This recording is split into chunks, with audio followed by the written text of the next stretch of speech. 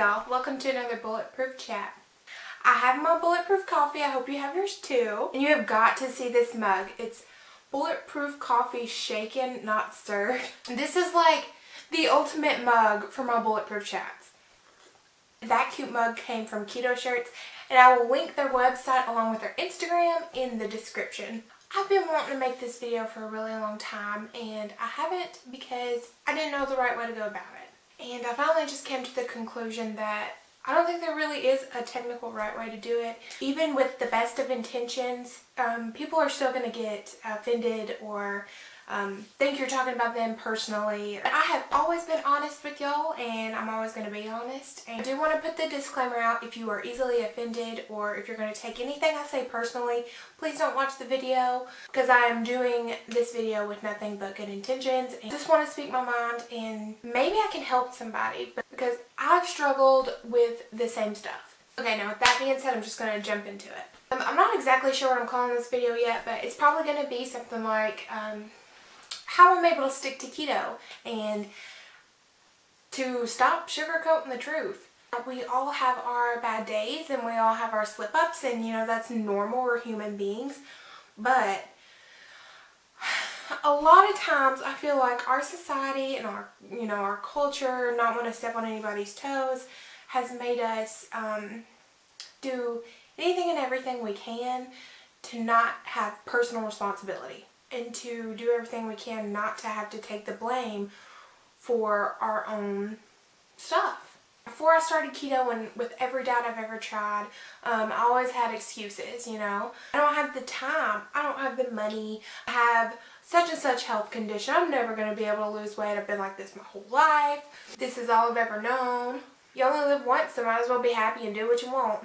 At the end of the day, that got me to almost 300 pounds. And I've talked about this before, but I think this time with keto, the reason that I have been successful is because I started taking responsibility for my actions. My health and my life had come to a point where I couldn't ignore the truth anymore, and I had to do something. My body, my soul, and my mind was worth what I had to give up. And I had to really look at myself and get rid of the excuses and say, the root of the problem is me. Now, going through my journey so publicly, I get tons of people, people I know, mostly people I don't know, I've never met, all kinds of questions, all kinds of people want help, and I love that. I love to help people. I really want people to be healthy and to be happy. Along with that comes some kind of odd things. So when people get gung-ho about keto, they're all for it, they go all in. Sometimes if you dive right into something and you're not mentally prepared, it's not gonna work. I've talked about food addiction before on my channel, and you know, if you're watching this and you've never had to deal with something like that, then you might just laugh at it, but it's real. And if you don't prepare mentally, you're gonna fail just like you would fail if you didn't prepare for any other addiction you were trying to break. And addicts, in any way, shape, or form, are always going to find an excuse for their addiction. And food addiction and sugar addiction is no different. This has happened so many times, and if you've talked to me about this, if we've had conversations like this, please know that this is not personal. I've had these same conversations over and over and over again. Now, I don't know what it is, but people, if they are not losing weight on keto, and I've helped them start, I don't know why, but they can get angry with me. So I've helped them start, I've helped them, you know, whatever I've helped them with, and all of a sudden I get a message, I'm not losing weight. Why am I not losing weight? You told me this, you told me that, blah, blah, blah.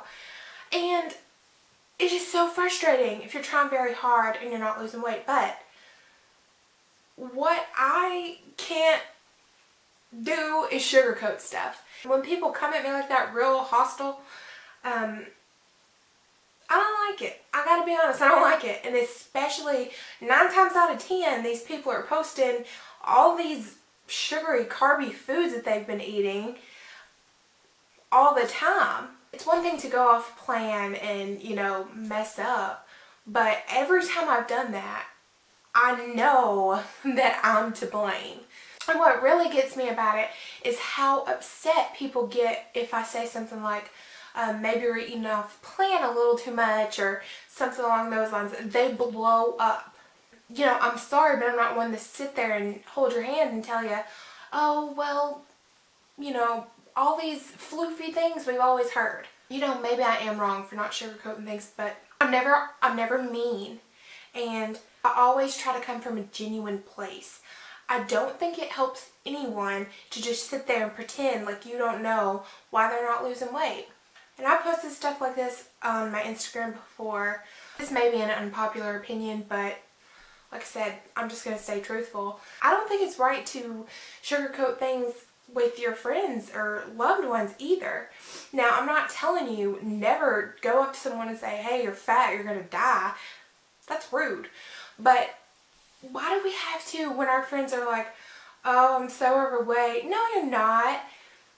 If your friend's sitting there and they're obese, don't tell them that they're not overweight. Say something like, well, let's get a plan going. Let's help you. You know, I care about you. I care about your health. You don't have to stay this way. You can be healthier. You can be happier. You can feel better about yourself. I don't doubt for 1 second. I know that there are illnesses and health problems that hinder people from losing weight as fast as others. But I can't count on both hands and feet the amount of times that someone has said to me, well, I have this health problem. The doctor says that I'm going to have a hard time losing weight, so I'm just going to do what I want. And again, if we've had these conversations, it is not personal. Please don't take anything personally. I've just heard this stuff again and again, and I just want to help. The thing that makes me the most angry about that is not the people's mindset, because doctors do say stuff like that. It makes me angry. It's the doctor's job to care for their patient, to take care of their patient's health. That is your job. And there are so many wonderful doctors, but these days, I feel like doctors would rather sugarcoat the truth and not hurt someone's feelings than to maybe make it a little uncomfortable and tell them that they need to lose weight. I've heard so many stories of people going, oh, we don't know what's going on. We're going to put you on this medicines that they're probably going to have to be on for the rest of their life. Instead of saying, before I put you on these medicines, why don't we try a meal plan? Let's see how your body reacts at a healthier weight. And there are so many wonderful doctors who care enough to say stuff like that to their patients, but it just amazes me how often I hear that. And if you've watched my videos from the beginning, you know that I had a miscarriage when I was at my highest weight. And when I had the miscarriage, I absolutely don't think that my OB or, you know, any of the other doctors that I saw should have said anything right then. But no one ever, never in my life has anyone said, hey, you are unhealthy, your weight is unhealthy, maybe you should try to be a little healthier before you try to have a baby. You should never feel like it's your fault when something like that happens. But you gotta know the facts too. Just like I tell myself, I'm not gonna sugarcoat the truth just because the truth hurts. That truth is what kick-started my health journey, and I am so grateful that something did. I'm in no way happy that that happened. It was the worst thing in my life, but it changed me, and it made me see that you can't just be complacent with being unhealthy just because it's how it is. It's acceptable. You know, smoking is not acceptable anymore. Say you're sitting at a barbecue with your friends and one of your friends is lighting up cigarette after cigarette and your other friend is sitting there on their third plate. People are so quick to say smoking is going to kill you, that's disgusting. But their friend who's on their third plate is like, I need to lose weight. Oh no, you're fine. And like I said before, I don't condone body shaming, and I don't condone being mean and just out of the blue, hey, you're fat. But if a conversation is started and you truly do love and care about this person, why would you lie to them? Why would you tell them that they're fine and they'll be okay? And we're constantly hearing stories about people dying younger and younger these days, and if you can help someone you love, do it. But if you can't come from a place of genuine love and respect for them without being mean, don't say anything. But I just think the number one reason that I've been able to succeed on keto is that I stopped making excuses for myself, and I started caring about myself and learning when I mess up to take that responsibility. You know, with the percentages of overweight and obese people in America going up at an alarming rate, something's got to happen. You know, it's obvious that standard American diet isn't working. And like I've said before, I don't think keto is the right way for everyone in the world. But it's right for me, and I think it would help a lot of people. And at the end of the day, that's what we should want for each other, is health and happiness.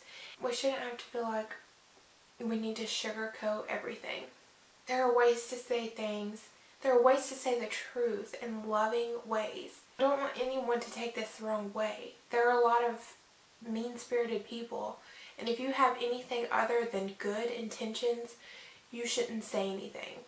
I hope this came across the way I wanted it to and not rude or anything like that. But thank y'all so much for watching, and I'll talk to y'all next time. Bye.